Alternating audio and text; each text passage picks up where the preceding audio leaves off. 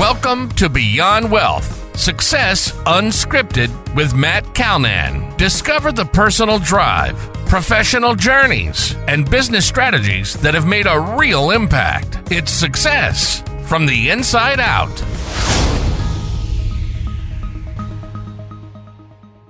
Welcome back, everyone. Today we're chatting with Richard Haynes. Richard is the founder and coach at Powered Potential Coaching, where he helps small business owners grow themselves and their businesses. Richard, do you want to just kick us off by maybe telling us a little bit about more about yourself and what you do? Yeah. My approach is, well, more about myself.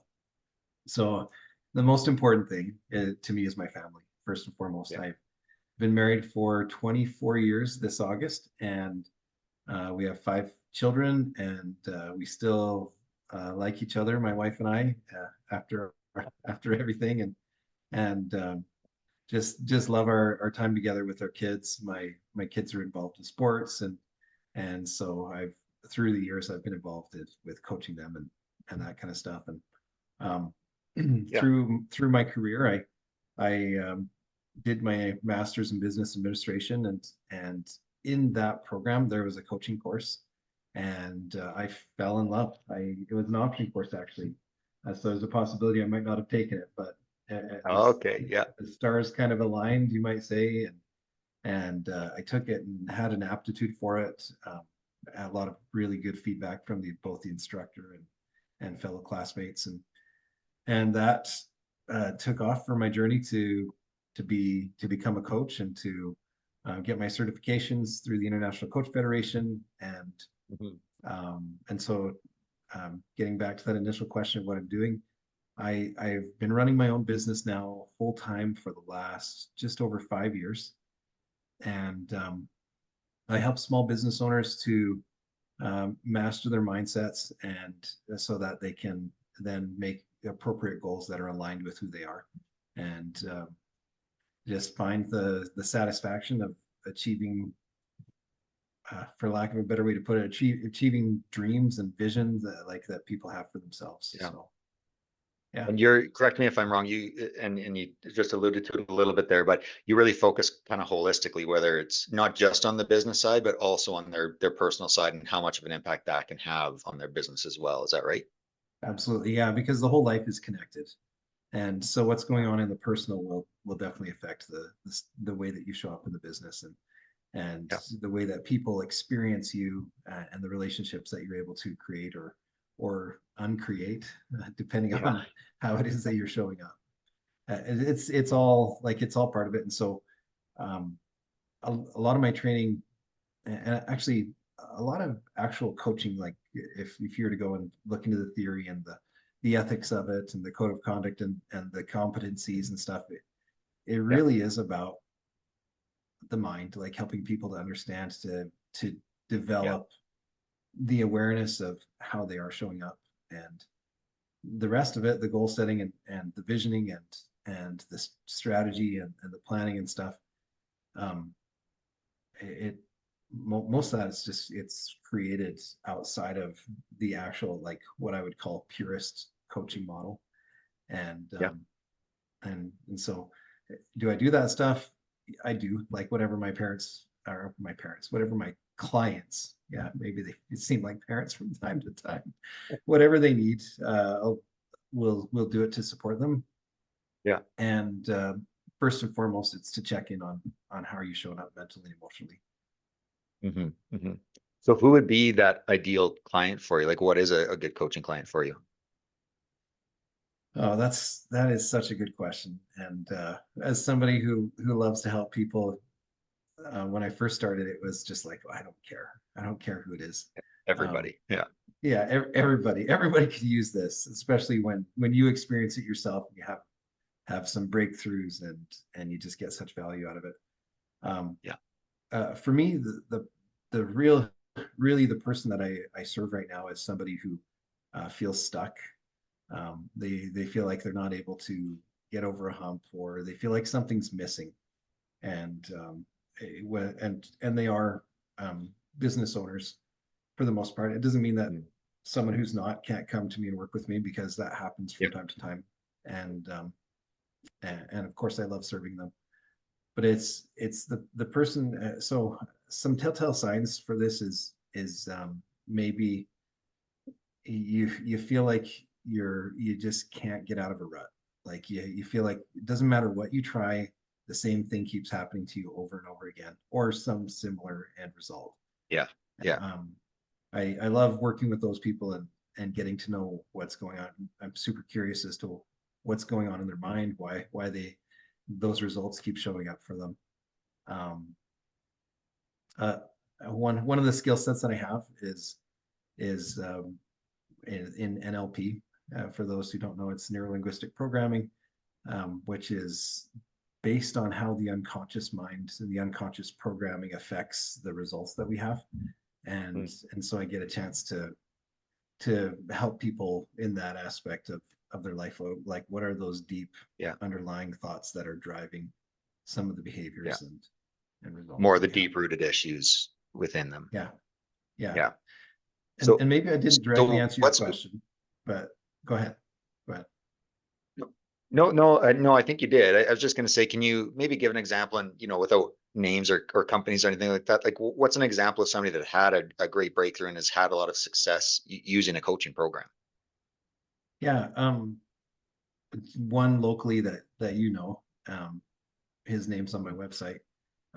He was considering, his name is Ben, and he was actually considering possibly taking a job somewhere. About 5 years ago.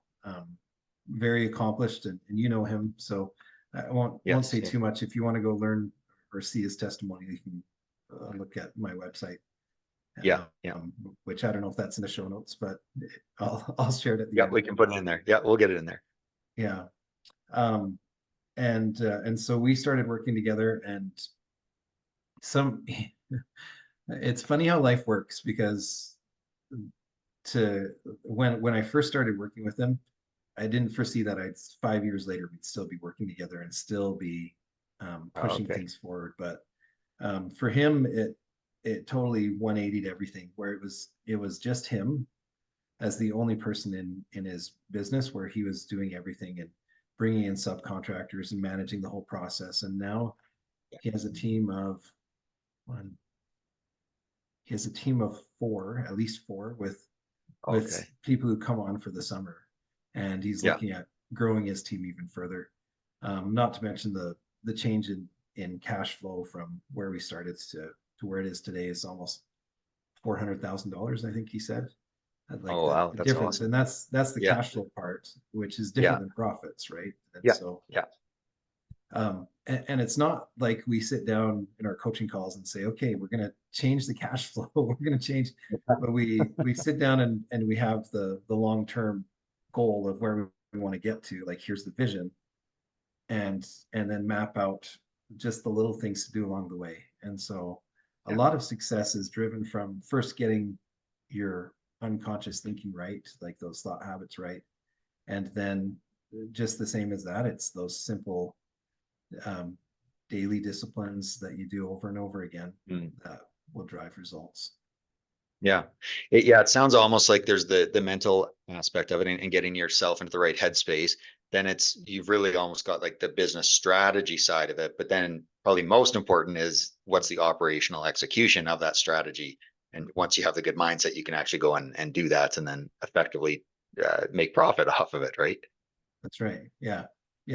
Because when you're there, then you're okay with doing those, just continually moving forward. Sorry, go ahead. I was just going to say, I'm exploring this thought of, and I do think that there is a fallacy in if you work harder, you'll be successful, because and then we could go into, well, work smarter, right? But there's more to it than just working smarter. It's about getting the right pieces in place in your life so that you, for lack of a better word, you're balanced, right? Harmony, I think, is a better word than balance when we're talking about, it's just, everybody knows work-life balance. No, for sure. And you did a small business leadership program as well. Is that done now? Is that wrapped up, the first iteration of it? Yeah, the first iteration. It has been wrapped up. It was completed on Go April ahead, 9th. sorry. Yeah. Okay, nice. So yeah, so we're about 2 weeks out from that right now. And how did that go? What's that program all about? Oh, it was awesome.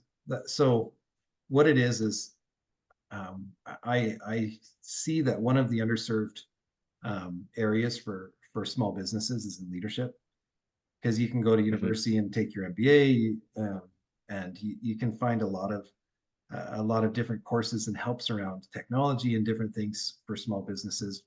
Um, but as far as like the actual leadership component, it seemed like that was missing. And so a year ago or a year and a half ago, Yeah, I sent out a survey to a lot of my colleagues and probably posted it on LinkedIn as well, and got about 30 responses to it, and it told me what classes people would be interested in. And so I took that information, reached out to my network, those that I already knew were experts in these areas, and yeah, compiled this course with 5 or 6 different instructors, myself included, where mhm, we hit on those main areas that people were desired more information about, or more skill yeah, development opportunity for that. And so it's a 40-hour course, with 30 of those hours are instructional hours, and then the other 10 are opportunities for Q&A.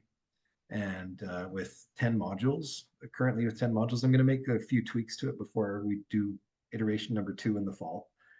okay, But yeah, I had incredible feedback. Just everyone who took it loved it, and loved many components of it that were kind of game changers for them with what they wanted to do. yeah. What were some of those, like the individual models, like one or two of them as an example for people? Yeah, so we start out with one called Leadership Foundations, and with that one, what we do is bring in the Lumina Spark model. It's a psychometric evaluation to see where your skills, your strengths, and weaknesses are, Yeah, and then that provides a basis of and a talking point of where you might show up in different areas within your organization, within your business. Um, a couple other ones that, like, so creating your vision. So going back over that vision statement, making sure that it's um, honed in on exactly what you're trying to do. Um, Coach and develop your team, uh, communication influence, marketing and branding, conflict resolution. I'm reading right now. You can see me just so yeah. there's No, 10 that's good. different That's good. modules. Yeah, I've probably covered 7 of them there. So, yeah. and a very No, unique I one. mean it certainly sounds like it's quite well rounded and holistically focused, right? Versus just an individual item that you're honing in on. So, and obviously, like you said, a lot of people got really good value out of that. And so you're looking at iteration 2 with some tweaks there. And when would that be starting up? I think the date is September 24th, so it'll be a Tuesday. We they all run on Tuesday mornings, and they're in 3-hour segments for Yeah. the 10 courses, and some of the tweaks will be more about the timing of it, because this first one was over 5 months, and so we're going to condense it into 2.5, so just once a week, just with some of the Okay. feedback that Yeah. was given. And yeah, I'm really excited. I'm really grateful with the impact that it had the first time around. Yeah. No, that's really good. And do you offer it like virtually? Is it all in person or how does that setup work? Yeah, it's virtually, so they'll be done over Zoom, because this last iteration had a lot of local people from Lethbridge. Yeah. We did do a couple of them, 3 or 4 modules in person, Mhm. but I I don't see that as being the case this next time around. I like that Right. everybody will be from locally. If they are, then we'll look at that, because it is true that it's a different feel being in person than it is online, and the way you Yeah. instruct, the way you Yeah. facilitate has to be done a little bit differently over Zoom. Yeah, for sure. For sure. And not to put you on the spot here, but do you know like this would qualify for a Canada Job Grant or how does that structure work? And maybe explain that to people if it does. Yeah, so it totally does that. Part of when I built it out was to be able to be qualified for the Canada Job Grant. Yeah. The one, because everyone was Alberta last time, is the Canada Alberta one, and Hmm. it covered 2/3 of the cost of it, and people had to apply at least 30 days in advance so that they could hear back from the Yeah. agency that was managing the grant. But all of them, all the participants received the grant, Oh, and good. so I mean it's a big chunk of the investment, and which is really Yeah. helpful. Yeah. Yeah. Anytime you can get 2/3 of any education covered, I think that's pretty beneficial, right? Yeah, yeah. I think someone will have to validate this, but I think the BC one is even more, like around Oh, okay. 90%. But maybe it'll be me that validates that. Now that I've said it here, it's recorded. Yeah. Yeah. Yeah. Do a little research into it, and then we can figure it out. We can even post a link to the website that has that information in the show notes here too. Awesome. Yeah. Thank So, you. so in your field, I mean, in the coaching field, if somebody wanted to get into that, like what skills or traits are beneficial, or what should people be learning to be able to get into the coaching field? Yeah, that's a great question. The first thing that pops into my head is listening. Learn how to be an active listener. Um, that's that's one thing that I think would help anybody in any area of their life, in any Yeah. business aspect, is to be able to listen without trying to formulate an answer to the person, but listen to understand. Yeah. But if somebody really wanted to get into coaching, I would send them to the International Coach Federation to look up their website, and they have different programs and stuff that you could look into. Um, there's a lot of different schools that are affiliated with them and would qualify, Okay. Yeah. that somebody could take their program and then start practicing coaching. Yeah. It's an interesting industry in that it's so new. It's a little bit like the Wild West, where there's no governing body per se. Yeah. Like the International Coach Federation is the largest one in the world, but it doesn't have any like local jurisdiction. The difference Right. is when you're affiliated with them, government agencies and big business, if that's where you want to do your coaching, then most of them will require some level of certification with the International Coach Federation. Yeah. Do you see that changing? Like, do you see there being more regulation and groups coming in around that? Um, I have thought so for the last, like, because I got certified about 10 years ago. And Yeah. I've thought that would be the case, that we would see it by now, This that hasn't there would be happened. more. It just hasn't happened. And I can see that there's Yeah. probably a number of reasons for it, in that, and that coaching, as coaches, we want a lot of latitude and freedom. And as Yeah. soon as you start regulating stuff, then the way that it happened, like the way it has, you have to meet certain qualifications, then you lose some of that what did I just call it? Latitude. Yeah. Almost like the personal touch to it, right? Yeah, yeah, and yeah, and then it becomes more like therapy. Like it really, and it's not. Coaching is more forward thinking. Not that therapy doesn't get there as well, but Yeah. it's about setting goals and achieving the goals, and this is an overgeneralization. So any therapists who are listening to this, please forgive me in advance. But in therapy, a lot of it's about healing, right? Healing the mind, healing the emotions, and or having everything get settled, or Yeah. trying to get more settled with that, and a lot of that involves stuff from the past. So Yeah. Yeah. So if you looked at, out of all the clients that you've worked with, what are some of or one or two of the traits that you've seen in individuals that make them successful, or that help drive towards that success, outside of obviously using you as a coach? I might do this again, Matt. You keep this up. That's good. Um, the first thing that pops in my head is commitment. Like their level of commitment to it and the process is, Yeah. it's big. It's commitment, and probably humility is the second one. Humility, and I don't mean humility in that they cower with every word that's said. Yeah. Humility is the willingness to change. Yeah. Because if you only want to be, if you think that the way you're doing things is good enough, then why hire a coach? Yeah. Yeah. But sometimes along the way, because the commitment level can be a hard thing for some of us because it takes us out of our comfort zone and life happens. And so sometimes that desire to change gets lost along the way. Yeah. And that's something I can help people with, but I can't help them if they don't want to. If they don't. Yeah, it's the attitude. You have to have the right attitude to be able to change. Well, it's no different than if somebody wants to quit smoking. You have to want to quit smoking, or you're not going to quit smoking, right? That's right. Yeah, that's right. And whatever tool you're using to get there, like hypnotherapy or something, the desire has to be there. Otherwise, you'll sabotage the therapy, whatever it is that's going on. Yeah, the entire time. Yeah. So we talked about the small business leadership course there, obviously coming up in September, I think you said.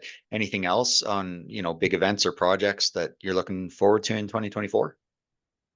That really is the biggest one that I have going on. Other than just coaching my clients and well, I mean, on a personal level, my daughter gets home from Australia. She'll in August or September. And oh, great. She's been there for 18 months. And so that's exciting for us and our family. Very exciting. Yeah. Yeah. Is she ready to come back? Is she excited to come back, or? She has mixed feelings. Is she, how old is she? Like 18, 19, 20, somewhere in there? She's 20. Yeah. She's 20. 20. Yeah. Yes. And we're at this age too, where, you live vicariously through your kids sometimes. And, my youngest son is in community basketball, and so we're taking him to practices and tournaments and stuff. And our oldest son, who's married, he's 22. He and his wife just bought a house. And great. So that's really exciting for them. So a lot of, instead of like maybe it was a few years ago, some massive new projects, that a lot of it's just finding joy in what's just happening naturally. Yeah. But still having a direction in the way that we're going. Yeah. No, it sounds like there's lots on the go, business and family wise. So that's really good. Yeah. So if anybody wanted to connect with you or find out more about what you do, where's the best place for them to go? Yeah, for me, I personally really like receiving emails, like to be able to communicate that way initially. So Richard at empowerpotentialcoaching.com, and or you can go to my website and fill out a form, empowerpotentialcoaching.com. Yeah, and get all that information, and maybe read up a little bit more on Ben there too. Yeah, you could. That's right. That's right. And I don't have issues giving out my cell phone to people after they connect, so we can have a voice conversation after that. It's perfect. It's good. Okay. Well, Richard, I really appreciate having you on today. I think got some really good insight into your world and what you do and some of the things around the coaching. And sounds like there's some exciting stuff in 2024 with that second iteration of the program. So maybe we'll have to catch up either right before the second iteration to see what changes are made, or during it, or after it, and see how everything's going there. Yeah, that'd be great. Thanks, Matt. Hey, thanks very much for your time, Richard. Appreciate it. You've been listening to Beyond Wealth, Success Unscripted with Matt Calnan. Want to be our next guest? Visit beyondwealthpodcast.ca/guest. See you on the next episode.